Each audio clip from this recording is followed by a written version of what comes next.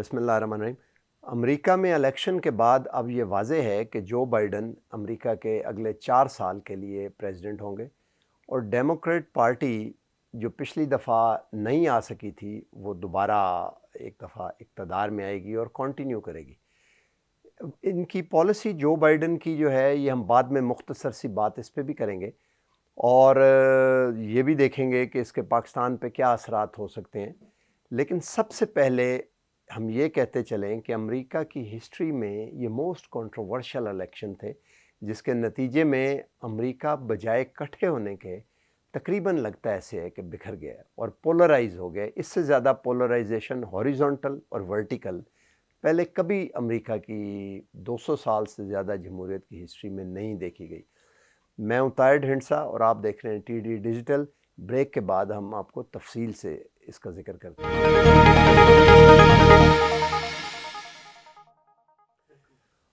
Welcome back. انگریزی کا محاورہ ہے that goes around comes around. Urdu میں کہتے ہیں جیسا کرو گے ویسا بھرو گے۔ امریکہ جو کرتا رہا، امریکہ کے ساتھ تقریباً وہی اس الیکشن میں ہو گیا ہے، اور ہسٹری بھی ہے کہ اندرا گاندھی نے پنجاب میں ایک موومنٹ کی، جرنیل سنگھ بھنڈرا تھوڑی سی پاپولیرٹی الیکشن میں لینے کے لیے، الیکٹورل پالیٹکس میں پلے کرنے کے لیے جرنیل سنگھ بھنڈرا کے فالوورز نے اندرا گاندھی کو قتل کر دیا۔ راجیو گاندھی نے سری لنکا میں فڈل کیا تاملز کے ذریعے، تاملز نے راجیو گاندھی کو مار دیا۔ اسرائیل حماس کو سپورٹ کرتا رہا فیکشن کے اندر پائی کو چینج کرنے کے لیے، اور آج حماس نے جتنی اسرائیل کو مصیبت ڈالی ہوئی ہے وہ ہمارے بیان سے باہر ہے۔ اسی طرح امریکہ نے مجاہدین اور طالبان کے ذریعے سوویت یونین کیا، اور آج مجاہدین اور طالبان نے امریکہ کا ناطقہ بند کیا ہوا ہے، اور زلمے خلیل زاد جو کہ ایک فارمل اخوان ہے وہ آ جا رہے ہیں، اور کسی طرح سے پیش نہیں جاتی۔ پاکستان کے آگے جھکنا پڑ رہا ہے کہ اپنا انفلوئنس یوز کریں، کیونکہ ان کی فیملیز رہتی ہیں، کنیکشنز ہیں آپ کے۔ تو جس نے جو کیا وہ اس کے ساتھ ہوا، اور ہمارے ساتھ بھی ہم نے بھی اگر اخوان مجاہدین بنائے تو دہشت گردی میں ہم نے 70,000 گردنیں پیش بھی کیں، جس میں سے 7-8 ہزار آرم فورسز نے اپنی جانیں دی۔ تو یہ تو ہمارے سامنے ہے۔ اب آ جاتے ہیں سیاسی ہسٹری پہ۔ لوگ پریزیڈنٹ ٹرمپ کو نواز شریف سے کمپیئر کر رہے ہیں۔ انہوں نے بھی کہا ہے، یہاں پہ ان کی بیٹی نے کہا ہے ووٹ کو عزت دو، اور جس وقت الیکشن رکانے کے لیے یہاں پر بھی اسی طرح کی بات چلتی رہی۔ اسٹیبلشمنٹ نے ڈونلڈ ٹرمپ کو پچھلی دفعہ کہتے ہیں کہ ملی بھگت سے پریزیڈنٹ بنایا۔ مسٹر مولن نے جو ایف بی آئی کے ہیڈ تھے، انہوں نے عین موقع پہ ہیلری کلنٹن کے خلاف انویسٹیگیشنز کھول دی، بعد میں کہا کہ وہ بے قصور ہیں، لیکن اس نے ووٹ تو سوئنگ کر دیا۔ قومی انویسٹیگیشنز اور وہ سارا جو ہسٹری ہمارے سامنے ہوئی۔ پھر یہ کہا گیا کہ روس کے صدر ولاڈیمیر پوٹن نے ڈیٹا ہارویسٹ کر کے تو الیکشن میں ٹرمپ کو آگے لائے، اور کیمبرج انالیٹیکا جس کے بارے میں یہ کہا جاتا ہے کہ لنڈن میں ایک کمپنی ہے، انہوں نے ڈیٹا فیس بک کا ڈیٹا چوری کیا اور لوگوں کو کیا، اور ٹرولنگ ہوتی رہی اور باٹس یوز ہوتے رہے انفارمیشن ایج کے اندر۔ اور وجہ اس کی یہ ہوئی کہ کہا جاتا ہے کہ ڈونلڈ ٹرمپ کرتے ہیں، بزنس کرتے ہیں، رشینز کے ساتھ کرتے تھے، پریزیڈنٹ کے رشین کمپنیز کے ساتھ، اور رشینز کے پاس کچھ ایسے پرسنل ثبوت تھے کہ وہ کنٹرول کر سکتے تھے پریزیڈنٹ ٹرمپ، اور وہ چاہتے تھے کہ وہ پاور میں آ جائیں۔ اسٹیبلشمنٹ امریکن جو ہے وہ for their own reasons wanted کہ ٹرمپ جو ہیں وہ آ جائیں، کیونکہ پچھلی دفعہ اگر ہیلری آ جاتی تو ہیلری کا ظاہر ہے ایک وزیر خارجہ وہ رہی ہوئی تھیں، اور پھر ڈونلڈ ٹرمپ بل کلنٹن کی وہ بیوی تھیں، 8 سال انہوں نے پہلے وائٹ ہاؤس میں گزارے تھے، اور اوباما کے ساتھ بھی جو 8 سال تھے اس میں ان کا ایکسپیرینس تھا، وہ اگر آ جاتی تو وہ کسی اور طرح فورن پالیسی کو چلاتی۔ تو اسٹیبلشمنٹ نے پسند کیا کہ وہ ایک ایسے پریزیڈنٹ کو لائیں تاکہ وہ کام کرے جو کہ ہم نے مڈل ایسٹ میں دیکھے، اسرائیل کو تسلیم کروانے کے، اور پھر ترکی میں، اور ڈیفرنٹ اور بہت سی چیزیں، اور اس کی کلین انرجی کی پالیٹکس بھی، تاکہ یہ جو گرین کیمپین تھا اور اس میں آئل اینڈ گیس کی جو کمپنیز ہیں ان کا بڑا انفلوئنس تھا کہ وہ نہیں چاہتے تھے کہ آئیں۔ ابھی یہ جو بائیڈن آئے ہیں تو انہوں نے آتے ہی جو باتیں کہی ہیں ان میں سے ایک بات یہ ہے کہ انہوں نے کہا کلائمیٹ چینج کے بارے میں کچھ کریں گے۔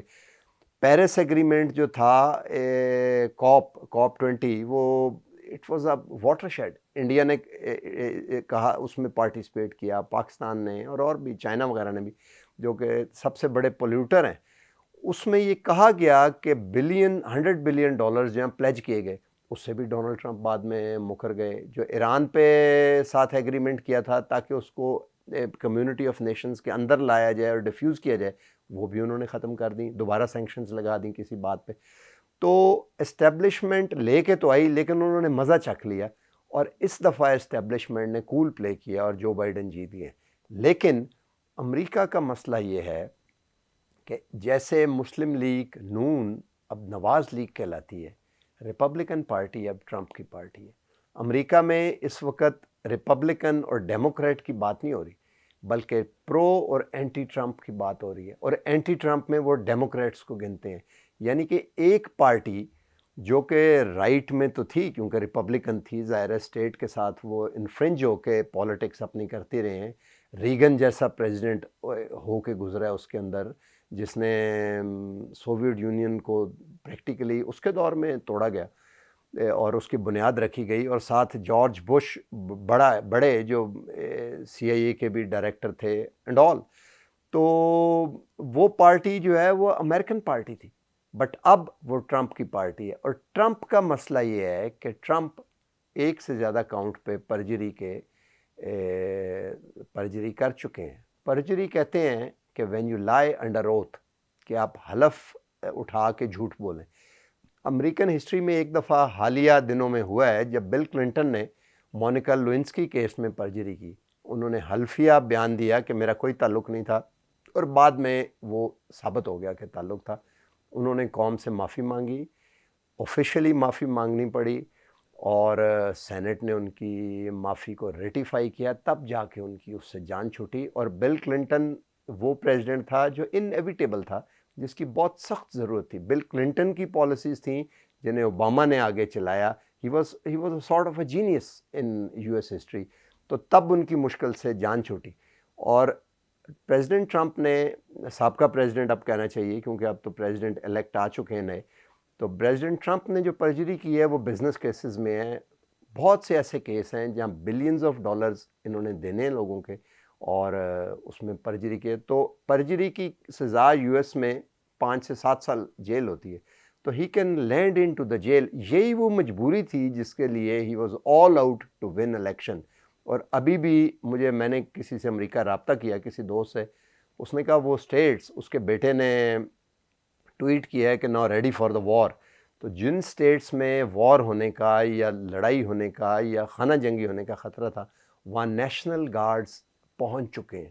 تو یہ بڑا انفارچونیٹ ہے کہ امریکہ جیسا بڑا ملک جس کا باقی دنیا پہ بھی اثر پڑتا ہے, وہ خود اب کافی حد تک پولرائز ہو گیا ہے, اور اس کے اثرات اب رہیں گے. آخر میں ہم مختصر سی بات کرتے ہیں کہ پاکستان کے بارے میں, ان کے جو بائیڈن کے کیا. ڈیموکریٹ جو ہیں وہ ہمیشہ سے ان کی لیننگ تھوڑی سی انڈیا کی طرف رہی ہے. تو پاکستان کو جو بائیڈن کے آنے سے تھوڑا سا ڈس ایڈوانٹیج ہو سکتا ہے, خاص طور پہ افغانستان میں, کیونکہ افغانستان میں سے بہت جلدی نکلنے کی جو مصیبت تھی وہ پریزیڈنٹ ٹرمپ کو تھی, کیونکہ وہ الیکشن میں اس کو یوز کرنا چاہتے تھے کہ لک the other party was doing war everywhere and we have finished war and brought your sons and loved one back home. کیونکہ وہ وار فٹیگ میں امریکہ ظاہر ہے چلا گیا ہوا ہے, اور لانگسٹ امریکہ کی ہسٹری کی لانگسٹ وار افغانستان میں لڑی جا رہی ہے. تو اب ہو سکتا ہے کہ وہ جو طالبان کے ذریعے امکانات تھے اس کے مسئلے کے حل ہونے کے, وہ ڈیلے کرنے میں اشرف غنی اور انڈیا شاید کسی حد تک they were dragging their feet, کامیاب رہے ہیں, اور شاید اس میں کسی حد تک ڈیلے ہو جائے یا اس میں مزید پلیئر بیچ میں سامنے آ جائے.